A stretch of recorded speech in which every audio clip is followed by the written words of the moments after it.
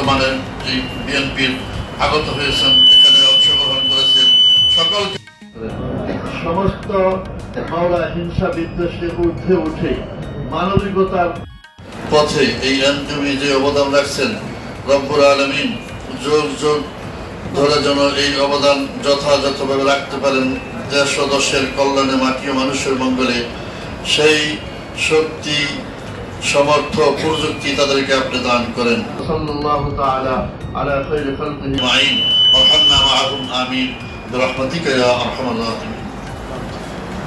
অতিথি সহ আমন্ত্রিত অতিথিবৃন্দ এবং আজকের অনুষ্ঠানের যেই একটি ব্যতিক্রমী আয়োজন আমি দেখলাম, কারণ বিভিন্ন গণমাধ্যমের প্রতিষ্ঠা বার্ষিকীতে আমরা গিয়ে থাকি, কিন্তু আজকের এই উদ্যোগটি আমি বলবো একেবারে ব্যতিক্রম। সেই কোরআনের পাখি যারা রয়েছে সবাইকে আমার সালাম ও শুভেচ্ছা।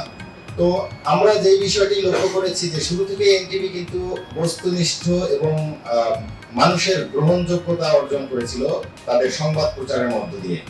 বিভিন্ন সময় বিভিন্ন সরকারের আমলে আমরা সাধারণত গণমাধ্যমগুলিকে যেইভাবে সংবাদ উপস্থাপন করতে দেখেছি, অন্তত এনটিভি এই ক্ষেত্রে কিছুটা ব্যতিক্রম ভূমিকা পালন করেছে, যতটুকু চেষ্টা করেছে। তো একটি গণমাধ্যম, আমি বলবো একটি গণমাধ্যম শুধুমাত্র একটি সংবাদ মাধ্যম নয়, এটি কিন্তু একটি দেশ, একটি সমাজ ব্যবস্থার পরিবর্তনের হাতিয়ার। কারণ গণমাধ্যম যদি সঠিক বস্তুনিষ্ঠ তথ্যটি জনগণের সামনে, নীতি নির্ধারকদের সামনে তুলে ধরতে না পারে, তাহলে কিন্তু জবাবদিহিতা থাকে না জনগণের কাছে। যার কারণে একটি সমাজ, দেশ পরিবর্তনের গুরুত্বপূর্ণ হাতিয়ার গণমাধ্যম। তো সেই ক্ষেত্রে আমি বলবো এনটিভি শুরুর থেকে যেই তাদের বস্তুনিষ্ঠ এবং নিরপেক্ষতার সাথে সংবাদ প্রচার করে আসছে, সেই ধারাবাহিকতা অব্যাহত রাখবে এবং ভবিষ্যতে এনটিভি আরো এগিয়ে যাবে। অবাধ যে সংবাদ প্রবাহ যেটা পৌঁছে দিয়েছিল সেটা ছিল এনটিভি। আজকে এটা 24তম প্রতিষ্ঠা বার্ষিকীকে সামনে রেখে আজকের যে এনটিভির যে স্লোগানটা, সেটা হচ্ছে সময়ের সাথে আগামীর পথে। সময়ের সাথে আসলে যেটা বলছে, সময়ের যে চাহিদাটা, যুগের যে চাহিদাটা, সেই চাহিদাকে সামনে রেখে এনটিভি কাজ করে যাচ্ছে তার প্রতিষ্ঠা লগ্ন থেকে। আজকে তারা সবসময় চিন্তা করে, এটা প্রতিষ্ঠাতা সহ যাদের সাথে আমাদের দু এক দফা দেখা হয়েছিল, সেই মোসাদ্দেক আলী ভাইয়ের সাথে তার চিন্তা চেতনার যে বিষয়টা, যে আগামীকে কিভাবে আমরা এই সংবাদ মাধ্যমের সাথে আমরা এগিয়ে নিয়ে যেতে পারি, আমাদের যে আগামী ভবিষ্যৎ সেটা যেন আমরা নির্ভুলভাবে এগিয়ে যেতে পারি, এটা কিন্তু ওনার একটা ব্রত ছিল।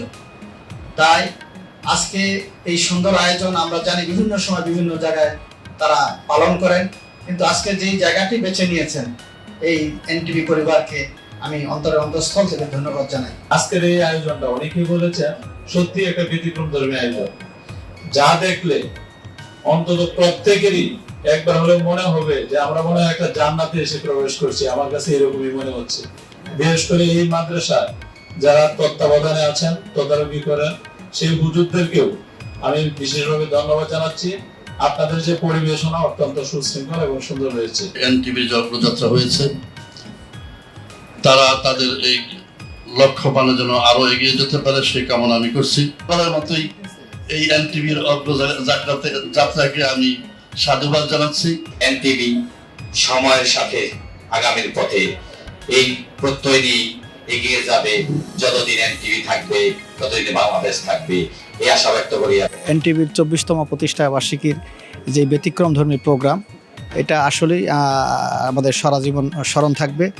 কারণ আমরা সবসময় যেটা দেখেছি যে আমাদের বিভিন্ন প্রিন্ট মিডিয়ার যেই প্রতিষ্ঠা বার্ষিকীগুলো যেভাবে পালিত হয়, এটা একটু ব্যতিক্রম ছিল।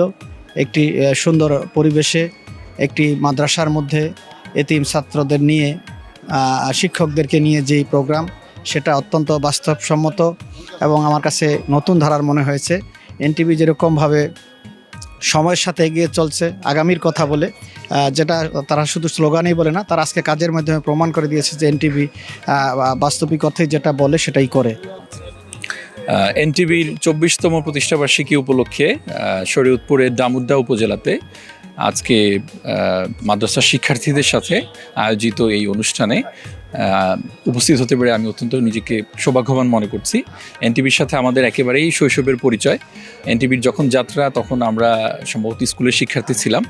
এনটিভির সাথে সাথেই আমরা বড় হয়েছি।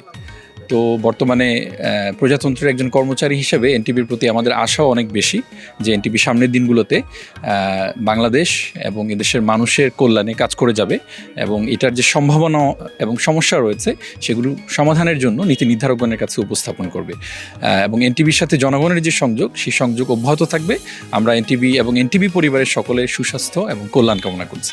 আমাদের সংবাদ জগতে বলেন, বিনোদন জগতে, কারণ আমাদের দ্বিতীয় সমস্ত 21 টিভির পরে আমাদের দ্বিতীয় বেসরকারি টেলিভিশন এবং আমাদের শৈশবটাকে রঙিন করেছে। আমরা তখন সাদা কালো টিভিতে দেখতাম, তখন থেকেই এনটিভির নাটক, সিনেমা, সংবাদ এবং মানে এখন যেমন আলাদা করে আপনার যে সংবাদ আলাদা চ্যানেল আছে, এনটিভির সংবাদগুলো আমাদের কাছে খুবই বস্তুনিষ্ঠ ছিল। সংবাদ এবং বিনোদন সব দিকেই তারা বস্তুনিষ্ঠ সংবাদ প্রচার করতো এবং বিনোদনের জগতেও অন্যতম সেরা ছিল। এবং কিন্তু আমরা জানি যে 9 সালের পরে তারা একটু প্রেশারে পড়ে গিয়েছিল এবং আমরা আশা করব যে যেহেতু বর্তমান সময়ে তারা আবার ঘুরে দাঁড়ানোর চেষ্টা করছে, তাদের সেই সোনালী অতীতটা তারা আবার পুনরুদ্ধার করবে তাদের বস্তুনিষ্ঠ সংবাদ দিয়ে, বস্তুনিষ্ঠ বিনোদনের মাধ্যমে। এই আশাবাদ ব্যক্ত। আজকের যে আয়োজনটা আপনারা করেছেন আসলেই এটা আমার উল্লেখযোগ্য একটা অনুষ্ঠান। আমি অনেক অনুষ্ঠান দেখেছি, কিন্তু আজকে যেই কোরআনের পাখি নিষ্পাপ শিশুদের নিয়ে যে অনুষ্ঠানটা করেছেন আসলেই এটা মানে অবিস্মরণীয় এবং স্মরণ হয়ে থাকবে। আশা করি ভবিষ্যতে এই ধরনের প্রোগ্রাম করবেন এবং এনটিভি সত্যের পথে সব সময় যাতে থাকে এবং নিরপেক্ষতা বজায় থাকে সেই আশাবাদ ব্যক্ত করবো আমরা।